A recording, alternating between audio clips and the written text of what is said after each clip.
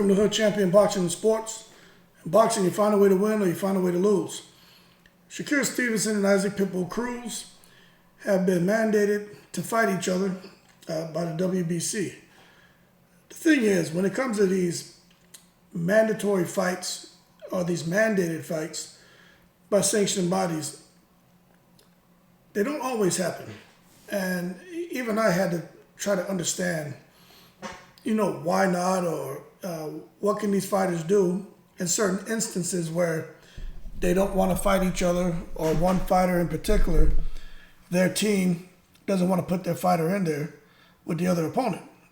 Now, shockingly enough, however, at the same time, you can kind of understand, Bob Arum is saying that he talked to Pitbull Cruz's people. Pitbull Cruz's people, outside of what Bob Arum reported, they went on record and said that they don't want to fight Shakur Stevenson next. And as a result, Bob Arum and a lot of boxing experts, they don't feel that that fight's going to happen. Now, for the obvious reason, you got the power versus the skill. And with a guy like Shakur Stevenson, to me, it's kind of hard to bet against him because he is just on another level, okay? But at the same time, okay, Pitbull Cruz is that. He's a pit bull. And with that pit bull ferocious style, he will cruise to a knockout.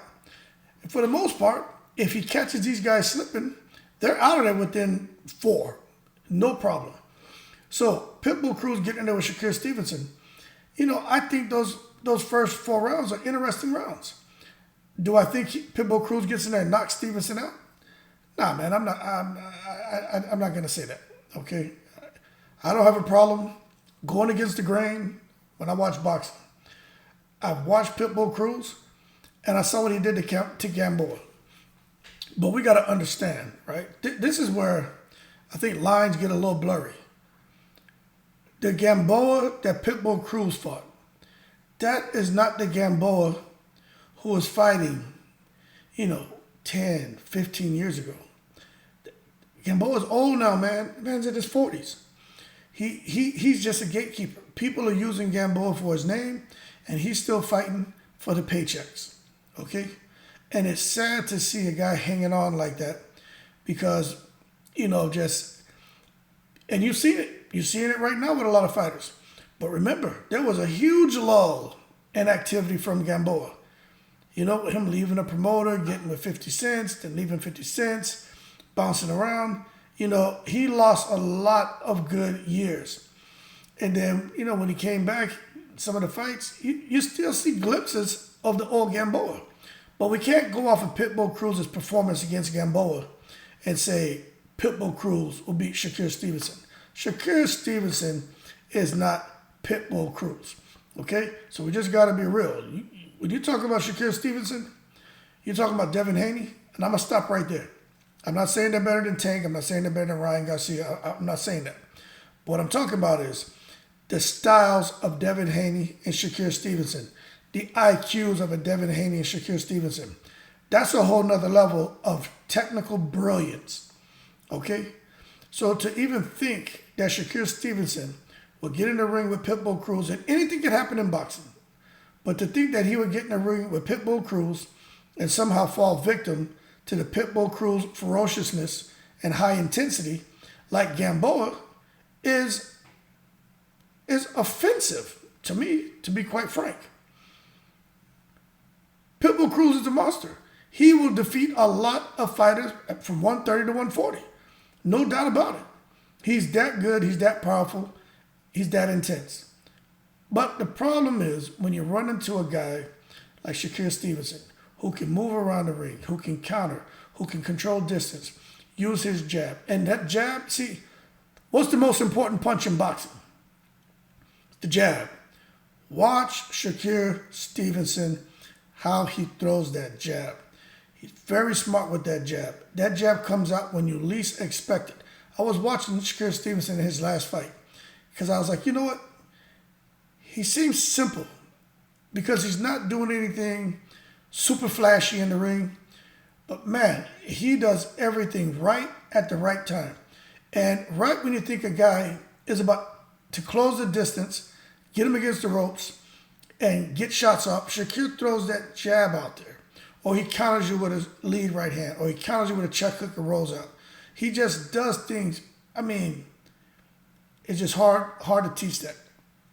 So with a guy like Pitbull Cruz, I'm not surprised that they want to do something else. Now, I don't know if Pitbull Cruz, or how he can go about avoiding his mandatory. The situation is a little unique because, when it comes to titles, mandatory title defense is one thing, but just for the WBC to mandate the two of them fight each other, I think they can opt to do something different as long as they fight somebody in the top 10. I don't think they're obligated to fight each other. Now, I was trying to do some research on that, and I found all kind of articles and people saying different things. So to be quite honest with you, I'm not sure, how they avoid what's been mandated by the WBC. But I know for a fact that a lot of times when these fights are being made, sometimes the fights don't happen. And what you're seeing a lot of times where a guy will hold a belt and he has a mandatory. Like say, for instance, right, if this was Shakur Stevenson having a mandatory defense against a guy like Pitbull Cruz, right? Let's say that was the scenario. And Shakur Stevenson decided he didn't want to fight Pitbull Cruz. He wanted to make an involuntary defense against another fighter with a bigger name, bigger profile, where he can make more money. They will normally allow that, but then Pitbull Cruz will get paid a step-aside fee. And after that fight, he'd come back full circle and should fight Pitbull Cruz. Now, I'll tell you something. You see this Errol Spence, Crawford debacle? Errol Spence, I'll put it to you this way. The Mantis Stanionis has been paid step-aside money twice now. Okay? And he's the mandatory to the WBA title for Errol Spence. So what I'm getting at is, just because someone's a mandatory doesn't mean that they're going to be next in line to fight the champion. And in this case with Shakur Stevenson and Pitbull Cruz, I'm not sure. I don't think they can make Pitbull fight Shakur Stevenson. And that to me is what's frustrating about this whole thing.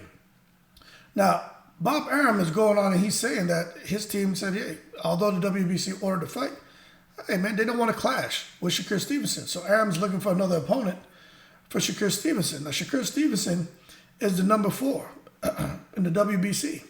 And he's 19 wins. He has 9 knockouts. Some people say he's pillow-fisted, but I mean, hey, he's about 50%. Okay, he's just a little shy of being 50%. With a knockout ratio, that's not bad. All right. But we're going to see what's going to happen because the WBC has ordered the number 2. So you got the number 2 and number 4 supposed to get it on. And Pitbull Cruz is 24 wins, 2 losses, 1 draw, 17 KOs. Okay, so we know Pitbull Cruz has power. But the winner is supposed to go on to fight the winner of Devin Haney and Lomachenko, which I'm going on record and saying Devin Haney. A lot of people are picking Lomachenko. I get it, and Lomachenko is a monster. I just don't think at this point in time Lomachenko beats Haney. So the way I see it would be Shakur Stevenson should beat Pitbull Cruz, and Shakur Stevenson and Haney should be fighting after Haney beats Lomachenko. And then we'll have, and no kidding, who would be probably seen as the top 135-pounder. But you still got Tank Davis floating around and everything, and some people still hail him as the best 135-pound fighter in the division. But at the end of the day, if they have this round robin going on here, and whoever emerges victorious at the end of the day, that's going to be the number 1 guy, in my opinion. But we can't really blame Pitbull Cruz for not wanting to fight Shakur Stevenson, because Pitbull Cruz is all offense. Shakur Stevenson is all defense. And it'll be damn near impossible for Pitbull Cruz to land any of those big shots that he likes to wing. Now, when I watch Pitbull Cruz throw shots, you remember back in the day, those old school fighters, they weren't throwing short, sharp uppercuts. They were throwing like swing uppercuts and swing right hands. Everything was wild and looping, right?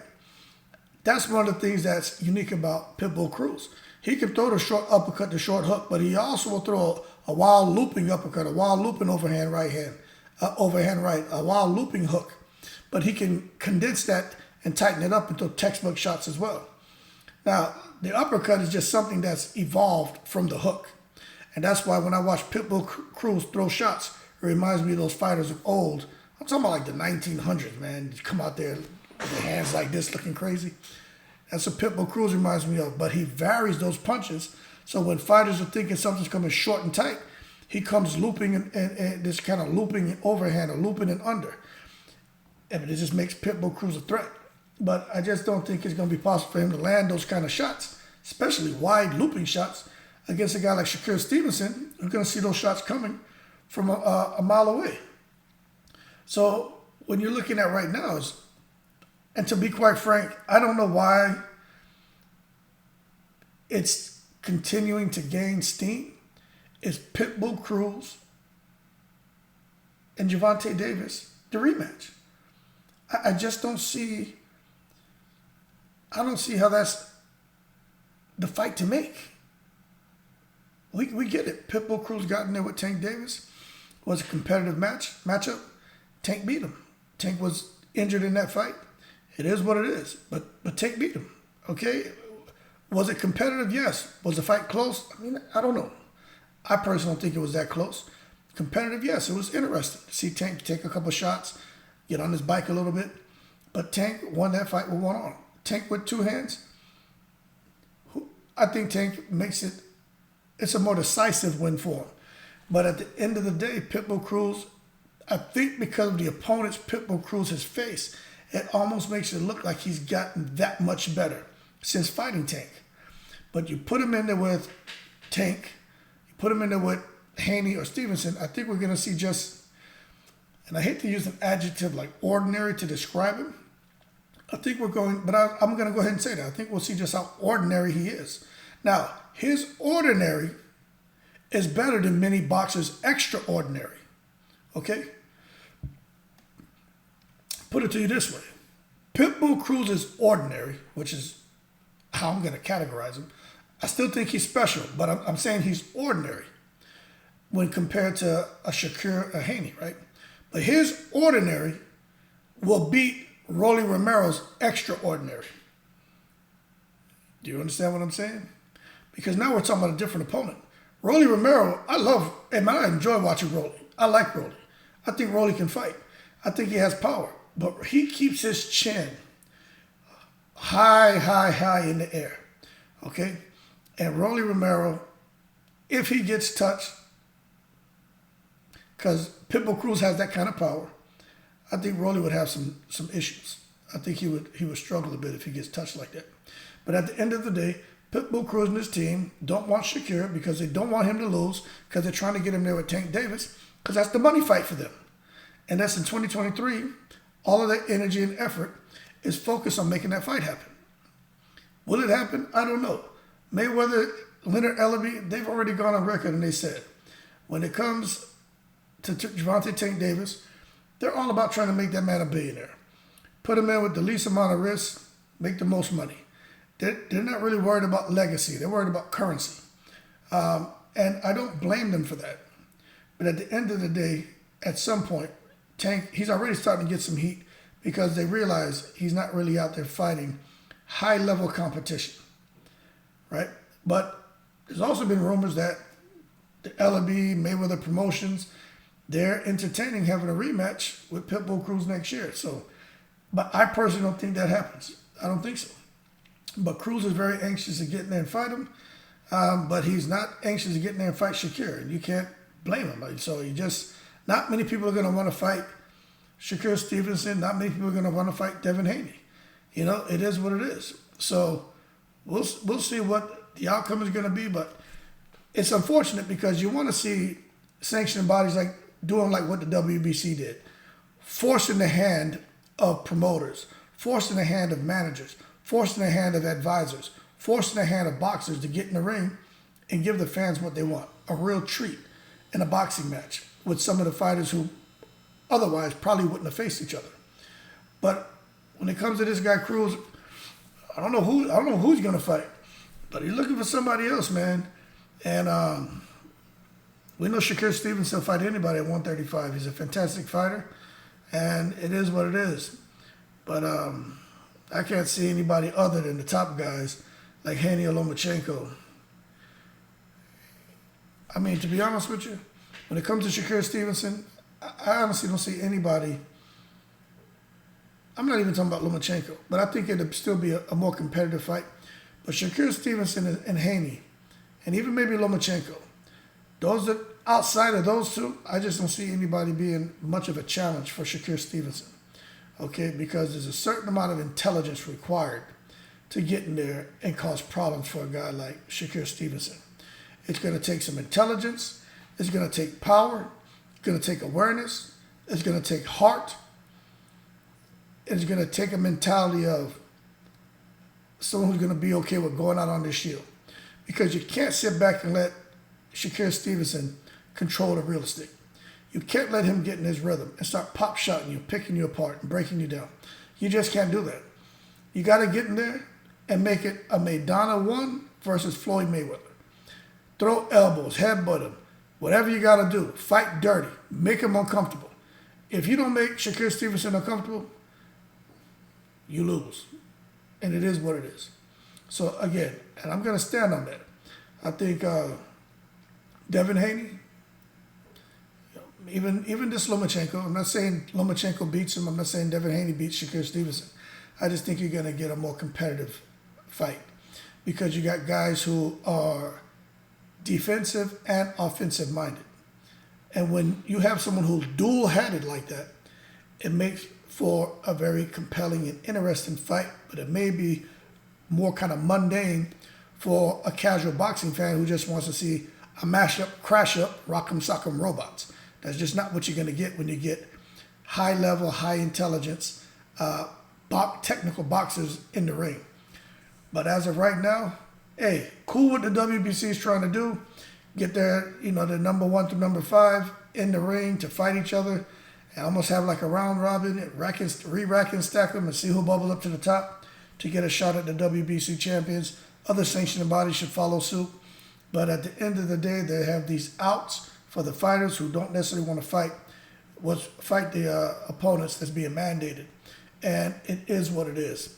So that being said, more to come on this situation, but it's not looking like the excuse me, the Pitbull Cruz Shakur Stevenson fight's gonna happen.